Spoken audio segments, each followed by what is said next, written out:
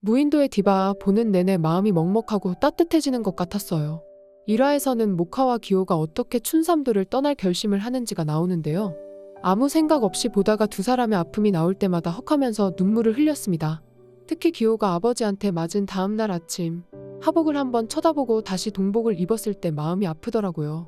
처음에는 몰랐는데 나중에 보니 여름이라 다른 친구들은 다 하복을 입었는데 모카랑 기호만 동복을 입고 있다는 것을 깨달았어요.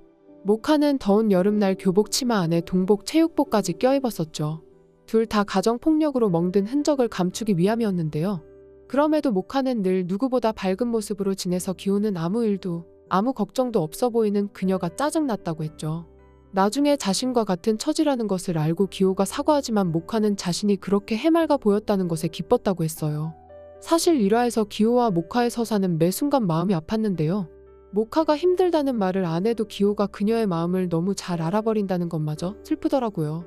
모카는 슈가 기획에서 주최하는 UCC 뮤직비디오 콘테스트에서 1등을 하고도 아버지가 무서워서 서울에 갈 수 없다고 말하는데요. 그런 후 교실에 와서 아이들이 자신의 얘기에 귀를 기울이지 않는다고 주저앉아서 엉엉 울어버리죠.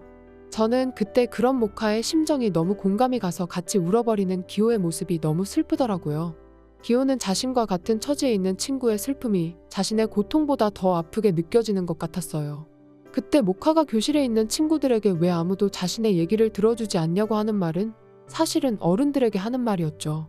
아버지의 폭력에 죽을 것 같아서 경찰에 신고까지 해도 아무런 조치도 취해주지 않았던 어른들을 떠올리면서요. 결국 가정폭력을 피해 모카와 기호는 윤주란을 만나러 서울에 가기로 하는데요. 하지만 모카의 아버지가 따라오는 바람에 그 계획은 무산이 돼버립니다. 기호는 모카 아버지가 배에 타지 못하도록 온몸으로 막아보지만 무지막지한 폭행만 당하고 결국 막지 못하는데요. 당시 아이가 어른한테 일방적으로 심한 폭행을 당하는데도 아무도 말리지 않는 상황이 답답하더라고요. 기호와 모카의 어린 시절에는 도움을 요청할 어른들이 거의 없었던 것 같아요. 아버지가 따라온다는 것을 모르는 모카는 배에서 기호의 사진을 보고 자신과 같은 처지였음을 깨닫고 펑펑 눈물을 흘리는데요. 울고 있는 모카를 창문 아래로 내려다보는 그녀의 아버지를 보고 진심 놀랐습니다. 결국 둘은 함께 바다에 빠지지만 아버지는 죽고 모카는 다행히 살아남죠. 모카는 눈물은 흘리면서도 아버지 없는 날을 바랐던 자신의 바람이 이루어졌다고 얘기하는데요. 매일 죽을 고비를 넘기는 것만큼 힘들었던 모카의 일상을 생각하면 자연스러운 반응이라는 생각이 들었습니다. 그 후 모카는 무인도에서 15년 동안이나 혼자 생활하는데요. 1화 마지막에 우악의 드론에 의해 발견된 모카는 드디어 세상에 다시 나오게 되죠. 16살 때 무인도 생활을 시작한 모카는 어느새 31살이 되어 있었습니다. 2화부터는 우악과 보걸 중에 누가 진짜 정기호일까 하는 것을 생각하며 보는 재미가 있더라고요. 우악은 모카와 동갑이고 보걸은 1살 어린 동생으로 나오죠. 모카는 우악에게 기호와 외모도 성격도 닮았다고 하는데요. 우악은 사고로 고등학교 이전 기억을 잃었기 때문에 자신이 정기호였을 거란 생각을 하는 것 같아요. 실제 우악의 성격도 아닌 척하면서 모카를 알뜰히 살피는 모습을 보면 기호가 생각나기도 합니다. 하지만 기호는 성인이 되어서도 서울역 시계탑 아래에서 모카를 기다리고 있었죠. 그것은 기억을 잃은 우악이라면 할 수 없는 일이기에 아무래도 진짜 기호는 보걸로 보이는데요. 배를 타고 내리자마자 모카에게 신발을 가져오는 것도 보걸인데 그것은 기호가 15년 전에 무태 가자마자 신발을 사자고 했던 말을 떠올리기도 하고요.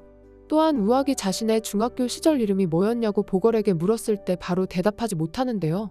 그것은 우악이 정기호였기 때문이 아니라 둘의 이름과 나이를 바꿨기 때문이 아닐까 싶더라고요. 기호는 자신을 찾는 아버지를 피해 살아야 했으니까요. 2화에서 가장 인상 깊었던 장면은 모카가 술에 취한 윤주란 대신 노래를 하는 것이었는데요. 모카는 자신이 가장 좋아했던 주란이 곤란한 상황에 빠지자 고민 없이 바로 도움을 준 것이죠.